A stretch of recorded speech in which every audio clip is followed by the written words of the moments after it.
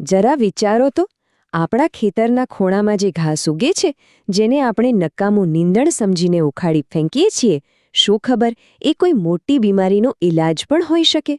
આજે આપણે એવા જ એક છુપાયેલા ઔષધીય ખજાનાની સફર પર નીકળવાના છીએ. કેવો સવાલ છે ને?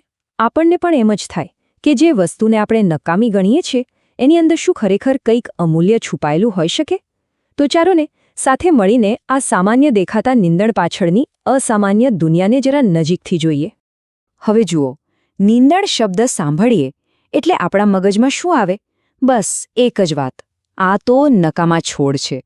ખેડૂતો કેટલી મહેનત કરે છે આને પોતાના પાકમાંથી કાઢવા માટે. કેમ? કારણ કે આપણે એને એક મોટી ઉપાધિ જ માનીએ છીએ. પણ અહીંયા જરાક અટકવાની જરૂર છે. શું આપણે એને ખાલી એક ઉપાધિ તરીકે જ જોતા રહીશું? ચાલો એક કામ કરીએ, આપણો જોવાનો નજરિયો જ બદલી નાખીએ. શું ખબર આ કોઈ સમસ્યા જ ન હોય, પણ સદીઓથી આપણી નજર સામે પડેલું એક આખું દેશી દવાખાનું હોય, જેનું જ્ઞાન આપણી જૂની પરંપરાઓમાં સચવાયેલું પડ્યું છે. તો ચાલો આ ખજાનાને ખોલવાની શરૂઆત કરીએ. અને શરૂઆત ક્યાંથી કરીશું? આપણી રોજબરોજની તકલીફોથી. જેમ કે શરદી, તાવ, ખાંસી, આ બધી નાની મોટી બીમારીઓમાં આપણા વડવાઓ કયા છોડવા વાપરતા હતા એ જાણશો ને તો સાચે જ નવાઈ લાગશે. આ લિસ્ટ પર એક નજર નાખો. ચીડો છે, ભોય રીંગણી છે, પીલુડી, કાંસકી, આ બધા એવા છોડ છે જેનો ઉપયોગ ખાસ કરીને શ્વાસને લગતી તકલીફો માટે થતો હતો. આના પરથી શું સમજાય છે કે આપણા પૂર્વજોનું અવલોકન કેટલું બારીકાઈથી ભરેલું હતું. એમને બરાબર ખબર હતી કે કયો છોડ કઈ તકલીફમાં રાહત આપી શકે છે. પણ વાત અહીંયા શરદી ખાંસી પર અટકતી નથી. અજ્ઞાન તો આનાથી પણ ઘણું ઊંડું હતું. ચામડીના રોગો જેવી ગંભીર કહી શકાય એવી સમસ્યાઓ માટે પણ આપણી પ્રકૃતિના આ ખજાનામાં જ ઉપાયો છુપાયેલા હતા. અને એ પણ ખાસ કરીને ચામડીના રોગો માટે તો આ દેશી ઉપચારો બહુ જ અસરકારક માનવામાં આવતા હતા. ચાલો એ પણ જોઈ લઈએ કે એવી તો કઈ વનસ્પતિઓ હતી જે આ કામમાં લેવાતી. અહીંયા જુઓ કેટલું સ્પષ્ટ છે. ધતુરો ખંજવાળ માટે, તો દારૂડી અને કુવાડીઓ પણ ચામડીના રોગો માટે. અને કાનકૂટી તો જુઓ, ફોલ્લા અને ચાંદામાં જે પરુ ભરાય એના માટે પણ ઉપયોગી. આ લિસ્ટ જ બતાવે છે કે દરેક ચોક્કસ સમસ્યા માટે એક ચોક્કસ વનસ્પતિની ઓળખ હતી. કેટલું ઝીણવટભર્યું અને સચોટ જ્ઞાન કહેવાય આ.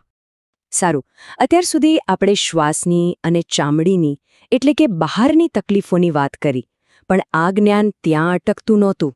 શરીરની અંદરની ગંભીર સમસ્યાઓ, જેમ કે કિડનીના રોગો હોય કે લોહી બગડવાના કારણે થતી તકલીફો, એના માટે પણ એમની પાસે કુદરતી ઉપચારોનો ભંડાર હતો. આ કોઠામાં જુઓ, ભોય આંબલી જેવી વનસ્પતિ કમળો અને કિડનીના રોગોમાં કામ આવતી હતી. તો વળી ગોખરું એ શરદી, દુખાવો અને દાજ્યા પર પણ રાહત આપતું. અંધેડો, ધરો, આ બધું જે બતાવે છે કે આ પરંપરાગત જ્ઞાનનો વ્યાપ કેટલો મોટો હતો. શરીરની લગભગ દરેક તકલીફને એમાં આવરી લેવામાં આવી હતી. હવે આપણે આખી વાતના સૌથી અગત્યના મુદ્દા પર આવી રહ્યા છીએ. એ છે આ જ્ઞાનનું અસલી સ્વરૂપ શું છે અને એનો ઉપયોગ કરતી વખતે કઈ સાવચેતી રાખવી જરૂરી છે. એક વાત બરાબર સમજવી પડશે. આ જે બધી માહિતી છે એ કોઈ આધુનિક મેડિકલ સાયન્સ નથી. આ છે લોકજ્ઞાન, એટલે કે આપણા વડવાઓનો અનુભવ, એમનું નિરીક્ષણ અને પ્રકૃતિ સાથેનો એમનો જે જીવંત સંબંધ હતો એમાંથી પેઢી દર પેઢી ઉતરી આવેલો અમૂલ્ય વારસો છે. અને બસ આ જ કારણે સૌથી મહત્વની વાત આવે છે. આ બધી માહિતી ફક્ત જાણકારી માટે છે, ઘરે જાતે ડોક્ટર બનવા માટે નથી. જે મૂળ સ્ત્રોતમાંથી આ માહિતી લેવાય છે ત્યાં પણ સ્પષ્ટ લખ્યું છે કે આ માહિતી લોકજ્ઞાન આધારિત છે. ઉપયોગ પહેલા નિષ્ણાતની સલાહ લો. કોઈ પણ વનસ્પતિનો ઔષધીય ઉપયોગ કરતા પહેલા કોઈ સારા વૈદ કે જાણકારની સલાહ લેવી ખૂબ જ જરૂરી છે. યાદ રાખજો, સલામતીથી મોટું કંઈ નથી. તો આ આખી વાત પરથી આપણે શું સમજ્યા? ચાલો આપણે જે કંઈ જાણ્યું એને એકવાર ફરીથી મનમાં ગોઠવી લઈએ અને જોઈએ કે આપણો આખો દૃષ્ટિકોણ કઈ રીતે બદલાઈ ગયો છે. આ આખી વાતનો સાર બસ એટલો જ છે કે જેવી દૃષ્ટિ એવી સૃષ્ટિ. જે છોડને આપણે ગઈકાલ સુધી નકામું નીંદણ કહીને ફેંકી દેતા હતા, એ જ છોડ આજે આપણી નજરમાં જ્ઞાનનો અને સારવારની સંભાવનાઓનો એક અમૂલ્ય ખજાનો બની ગયો છે. અને અંતમાં આ બધું આપણને એક ખૂબ જ સુંદર વિચાર પાસે લાવીને ઊભા રાખી દે છે. જો એક સામાન્ય નીંદણમાં આટલો મોટો ખજાનો છુપાયેલો હોઈ શકે તો જરા કલ્પના તો કરો, આપણી આસપાસ એવી કેટલીય અજાણી અને અમૂલ્ય વસ્તુઓ હશે જે બસ કોઈની ખોજભરી નજરની રાહ જોઈ રહી છે.